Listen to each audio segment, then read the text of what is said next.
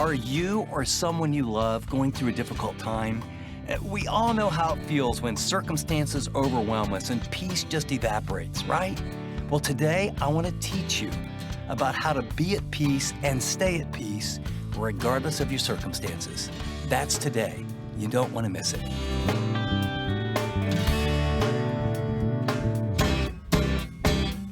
Thanks for joining us for this edition of Living on the Edge with Chip Ingram.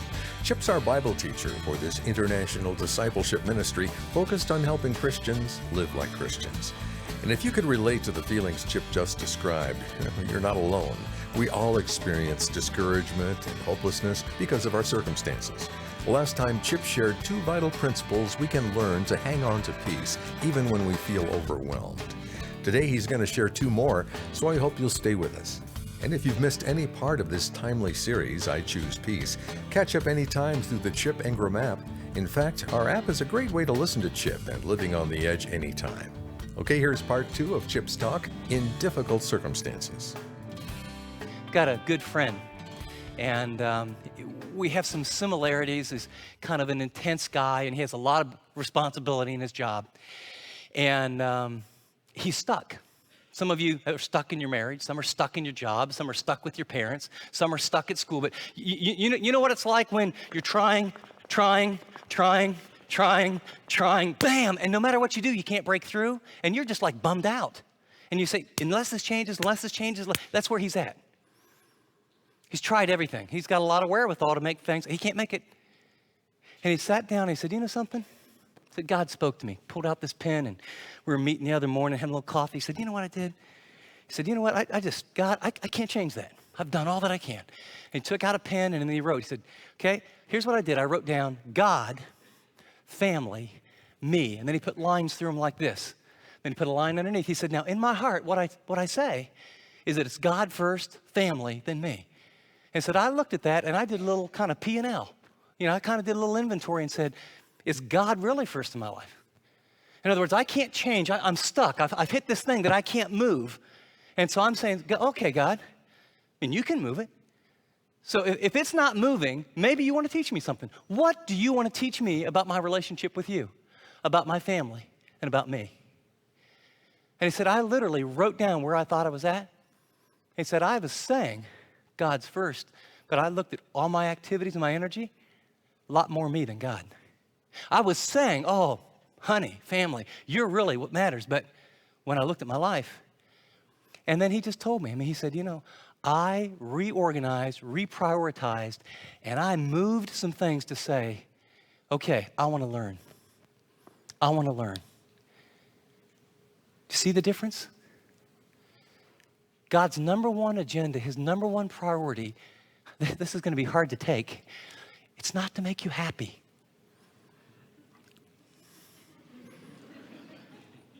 It's not so you'll be self-actualized at the top pinnacle of Maslow's hierarchy.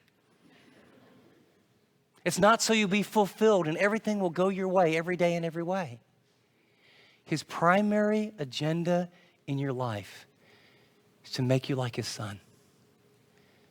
To use the ups of his blessing and the struggles and the down of a fallen world to take the thread of a vital relationship with Jesus Christ by the power of the Holy Spirit, rooted in his word, in authentic community, to little by little make you more and more like Jesus. So there's a mom in the house that thinks and talks and serves like Jesus. So there's a dad who talks and thinks and lives. So there's kids in the house so that you go to work and people don't understand how this attitude that is amazing can be tied to the injustice you're getting at work.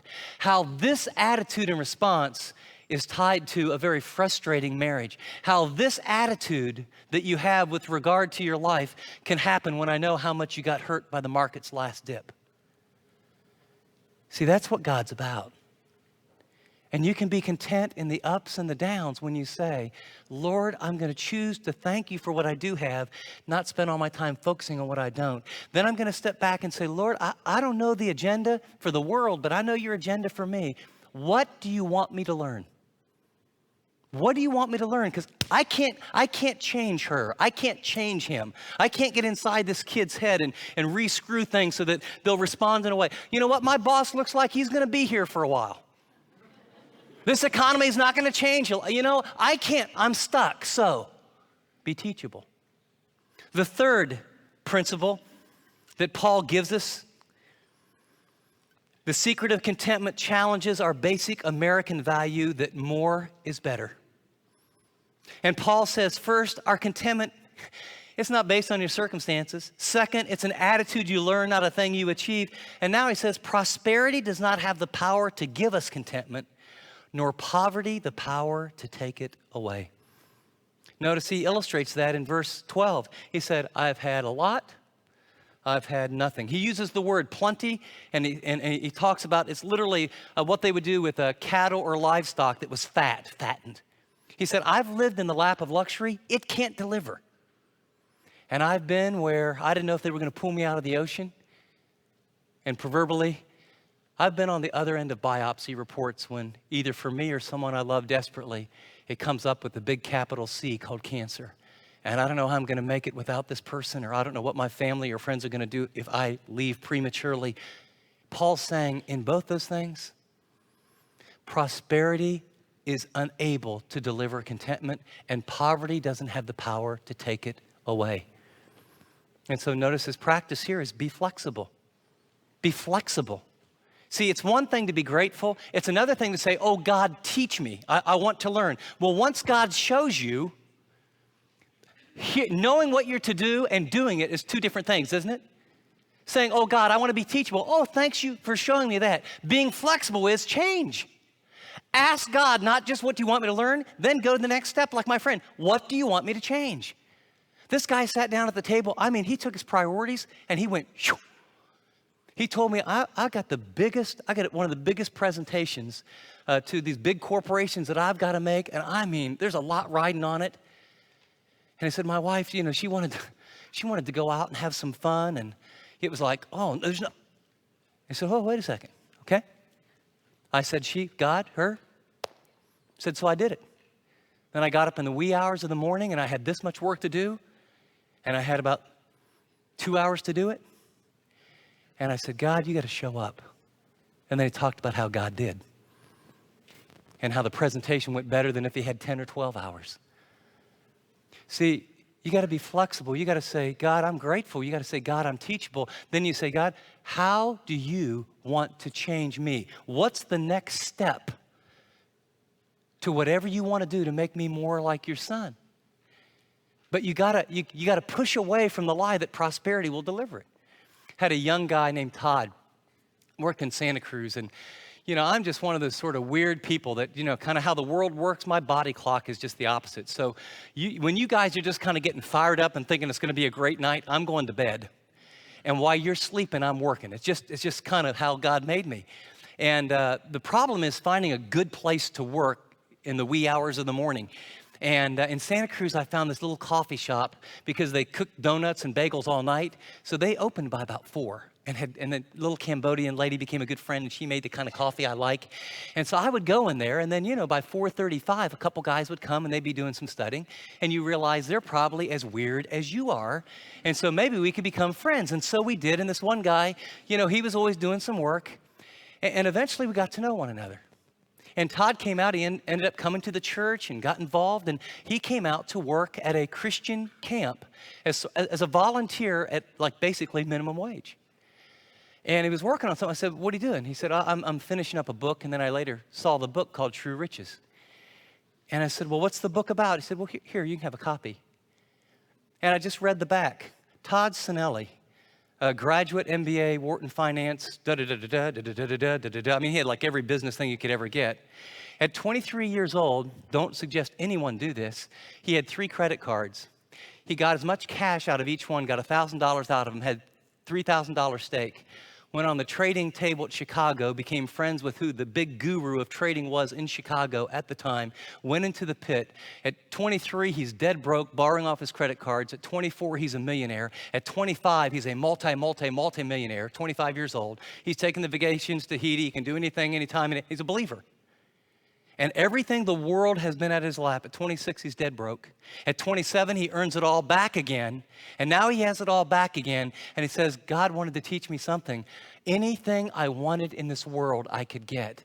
And he said, do you understand how scary and shocking it is to know Christ and Christ alone can only deliver? But unconsciously, you do believe these other things. So I had anything that I wanted. And he said, I went into the deepest depression I've ever had. And so I came here to serve people. And I wanted to do it kind of at minimum wage because I want to be content. And you know how many of us who know Christ, whose Spirit lives in our hearts and lives, who say we believe what this book says, if the truth were known and the smoke were pulled back, we really, our lives reflect, I got to get that SAT score, and when I make that squad, and when I'm first team, and when I get the corporate ladder, and when I get this house, and we get the other house, and if we can position this way.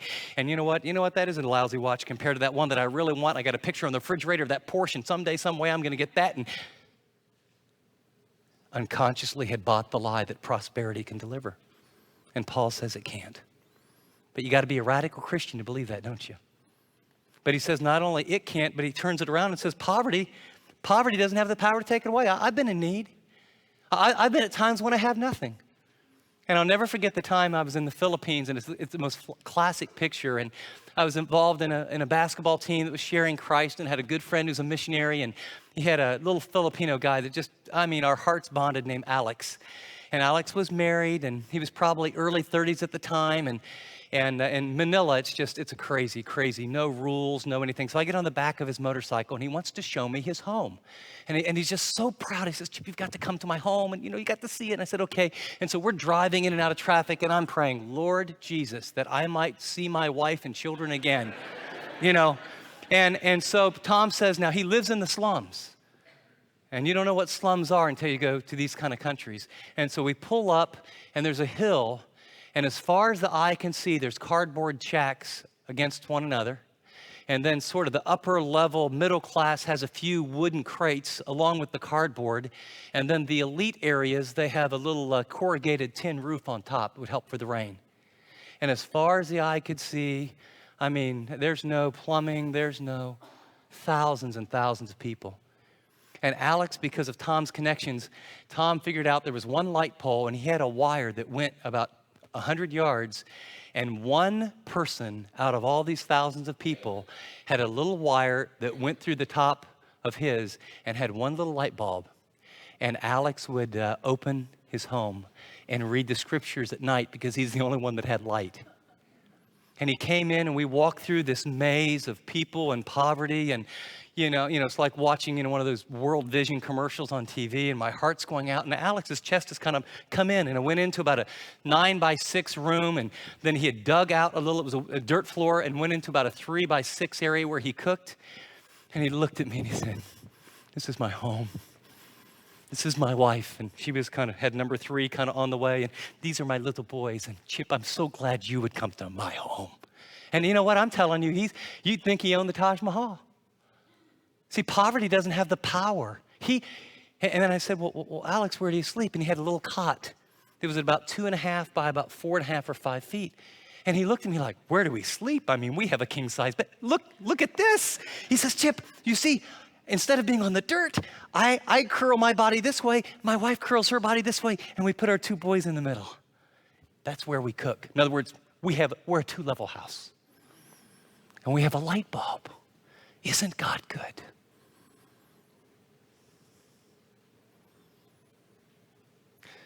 Paul says you can learn to be content and come to a point in your life where just like you can say, I know how to ride a bike. I know how to hit a golf ball. Can I get better? Sure. But he says if you will practice being grateful, if you will be teachable and say, God, what do you want to teach me? And if you will be flexible and say, instead of changing that out there, show me anything in my life or relationships you want me to change. He said, you'll be about 75% of being there 24/7, 365, 24 hours a day, of having a soul and a heart that is content as though you had millions of dollars in the bank, every relationship was intact, and life could be not more wonderful, because those things can't deliver it. The final thing he says to you and me is the principle number 4, that only Christ has the power to give us contentment that transcends all life's variables. Only Christ. Even among us as believers, the lie is that contentment can be found apart from God. Now, that's what unbelievers think. I mean, I'm going to get this car, this house, this relationship, this jewelry, this fame, this success, and everyone has an unconscious or conscious little box, and they drive toward it. And the problem is it's kind of like this rainbow that we have, and there's a golden pot at the end, and we work and work and work and work and work and work and work, and we finally get on top, and we slide into the golden pot. And maybe it's fame, or maybe it's success, or maybe it's that perfect little house, or maybe it's the financial success, or maybe we finally get to make our first CD, or maybe we're an artist, or maybe our family is warm and ooey gooey, and we're sitting around the table singing Kumbaya, and I have this little picture. But then, when you get it, you realize it doesn't deliver. It's an empty bucket. You've given your life, your time, your energy, your focus. And among unbelievers, they get in the gold. Many people come to Christ after extraordinary success and realize it is empty. Others come to Christ out of extraordinary pain, but both have come to the point of their need. And my observation is, what the world system really is that's how unbelievers think. And what happens to me, and I think what happens to a lot of you, is I know that's wrong and that's not really true. And what I say is, it's Jesus plus a great family. It's Jesus plus a great body. It's Jesus plus a good job. It's Jesus plus. But it's that plus that always gets me in trouble. And I say to Jesus, when you can deliver the plus, then I'll be satisfied, happy, fulfilled. And so I have made a spiritual version of the when-then syndrome, and the enemy has fed me a lie. And I end up as empty, almost, as those without Christ. And the energy and the skills and the money and the resources and the gifts that God gave me to do something great with my life very subtly got turned inward. And I spent it all about chasing something that doesn't exist, only to come up empty. The fastest growing profession in Christendom in the last 30 years is Christian counseling. We have never had more Christians with more problems. And by the way, I'm glad we have them. I've been there. I've done that, and it helped. And so the final practice is to understand only Christ can give what transcends all circumstances, so be confident. The secret of the success, how is it that you can be grateful? How is it that you can be teachable? How is it that you can say, I'll change anything? Because you say to yourself, I've tried to change before and I can't. Well, Paul says, here's the key. I can do all things through him who gives me the strength, moment by moment, relationship by relationship, decision by decision, painful disappointment through painful disappointment, to fulfill everything he wants me to do. I can have confidence. But the confidence occurs not theoretically when I'm on the couch going, someday, some way, I might try that. The confidence comes by faith when, thank you, Lord, for what I do have. Oh, God.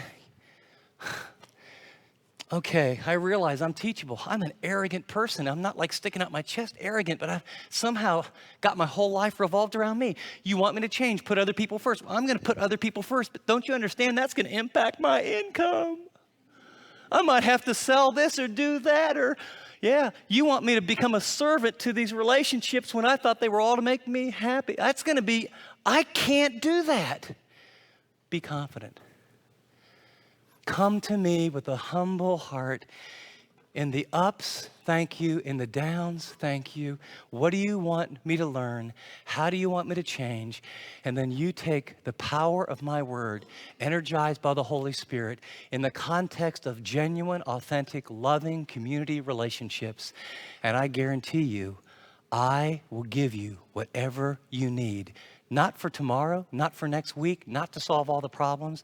I'll give you whatever you need to have a quiet heart that is completely at peace, and the strength to allow my son through the power of the Spirit to give you the response, the reaction, the courage, the faith, whatever you need, I will give you because you're my child. I love you. Trust me. I received a letter yesterday. I went into the office to clean some things up, and I received this letter. A guy writes, "Hi, Chip. Thanks so much for a couple things that I think were very helpful." And then out of the blue, it says, "It seems like recently I keep running into people who follow the kind of thinking that if they can only perform at a high enough level, if they can only gain enough applause or admiration of men and women around me, that my life will then have meaning." He says, "In the past year, it seems I've spoken to so many people in these situations, and I've seen it in my own life. But that doesn't do it. People put everything onto being on the cheerleading squad or working their way up the top of the corporate ladder, or making the dean's list, or wearing a Super Bowl ring, becoming a major player in the political realm. They spend every ounce of time and energy on these earthly goals, convinced that they're going to achieve them, and they'll finally obtain self-esteem and the confidence and the peace they desperately want. But it seems to me when they reach the pinnacle of what they thought would be successful, the sense of self-worth and contentment they long for is conspicuously absent. And the reason I think it is that their goals were centered on what other people think rather than on what God thinks." And he closes with this. He says, "I remember a sports writer named Gary Smith once interviewed boxing legend Muhammad Ali. And the interview was conducted at the fighter's farmhouse. And during the time together, Ali took Smith on a tour of his estate. And then he was led into the barn, and the writer saw all of Muhammad Ali's trophies, ribbons, and awards on a shelf, collecting dust. Some of them even spattered with pigeon droppings. Golden gloves, Olympic gold, world champion. As they surveyed all the boxing memorabilia getting ruined, Muhammad Ali said something very quietly to Smith. He spoke so softly, in fact, that the writer had to ask him to repeat what he had said. With his lips barely moving, and if you've seen Ali talk now because of some of the damage, the words seemed to come from the very back of the champ's throat. And he said, "I had the world. I had all the world. And it was nothing. It was nothing." What do you have? What are you aiming for? What would it look like for you to be grateful, to be teachable, to be flexible, and to be confident that God could give you whatever you want, and that months, years after a period of time, circumstances would no longer have the power to touch you? You're listening to Living on the Edge with Chip Ingram. And the message you just heard, In Difficult Circumstances, is from our series, I Choose Peace. Chip will be back to share some insights from today's talk in just a minute. What are you anxious about right now? What's causing you to lose sleep? Financial uncertainties, a tense relationship, the daily demands of life? Whatever is robbing you of your peace right now, there's an antidote. Through Chip's insightful teaching in Philippians chapter 4, we're going to learn about the peace of God, which can restore, calm, and encourage our soul no matter what's happening around us. And to help you better understand that, during this series, we're offering every listener a copy of Chip's popular book, I Choose Peace, at no cost. We want to encourage you to completely lean on God and trust Him through the highs and lows of life. So to learn how to get your free copy of I Choose Peace, go to livingontheedge.org or text PEACE to 74141. That's the word peace, P-E-A-C-E, to 74141. Limit one book per customer while supplies last. Well, Chip's back in studio with me, and Chip, it seems we can't go a day without hearing about the failures of the 21st century church, whether it's the public wrongdoings of famous leaders or the blatant distortion of the gospel. It's a serious issue we have to deal with. Dave, I agree. I think one of the most urgent needs, not just in America, but Christianity today, is what I would just call a discipleship deficit. I mean, the research is in right now, and it's sad, is that the majority of very sincere people, even Christians who call themselves Christians, actually don't live like Christians. And for some of them, it's ignorance, and for others, it's drifting. For others, they literally have never had someone teach them how to grow spiritually. And that's the heartbeat of living on the edge. We want to help Christians live like Christians, and Jesus called it discipleship. And it's interesting that the Lord has given us about 27 years to hone discipleship resource and tools to help ordinary people like you and me, Dave, to really grow in their faith and make an impact in their world. And so this month, I'm asking the people who listen to the broadcast to prayerfully consider becoming a monthly partner. We are expanding at such a rate, and God has opened so many doors to help disciple and to encourage and to mature God's people. But we need the resources and the prayer support to do it. Would you pray and ask God if He wants you to be a monthly partner to Living on the Edge? Thanks, Chip. As you prayerfully consider your role with this ministry, I want to remind you that every gift is significant. When you partner with Living on the Edge, you multiply our efforts and resources in ways only God can do. To set up a recurring donation, go to livingontheedge.org or the Chip Ingram app. You can also text DONATE to 74141. That's the word DONATE to 74141. We appreciate your support. Well, here again is Chip to share a few final words to wrap up today's program. You know, the older I get, the more I realize that life is lived in seasons. And did you know that God has a plan in every season of your life? And a part of that plan is to bring you unbelievable joy and great relationships. And part of the plan is to bring tests and challenges and difficulties so that He makes you more and more like Christ. And what I can tell you is so often I have had ideas about this is how this season ought to go, and this is what ought to happen. And when it doesn't, I get really frustrated. I was sitting in a meeting and I had a big transition in my life. And in my mind, I knew exactly what it ought to look like. Well, guess what? It hasn't looked anything like I thought it should look like. And confession, part of it, I got really frustrated inside. And how God did it looking back is 100x better than the plan that was in my mind. So here's what I want you to know. To choose peace, yes, be grateful, be teachable, what we learned today, be flexible. Be willing to accept God's path instead of what you have in your mind. And then finally, be confident. You know, we often quote this verse with sporting activities, but as you learned today, I can do all things through Christ who gives me strength is really not about doing well in sports. It's about trusting God to give you the strength, the endurance, the patience, and the wisdom to do life in the season He has you with a grateful attitude and with the peace that surpasses understanding. Great encouragement, Chip. Thanks. Well, before we close, you know, anxiety, stress, and uneasiness seem to be at an all-time high.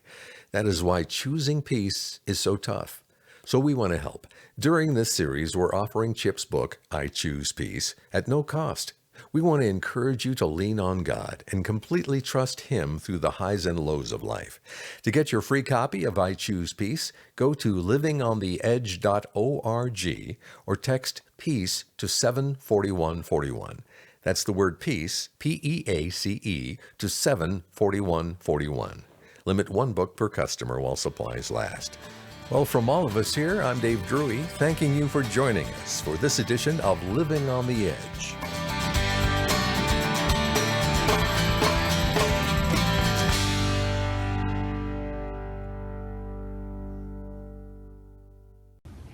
Thanks so much for watching this video.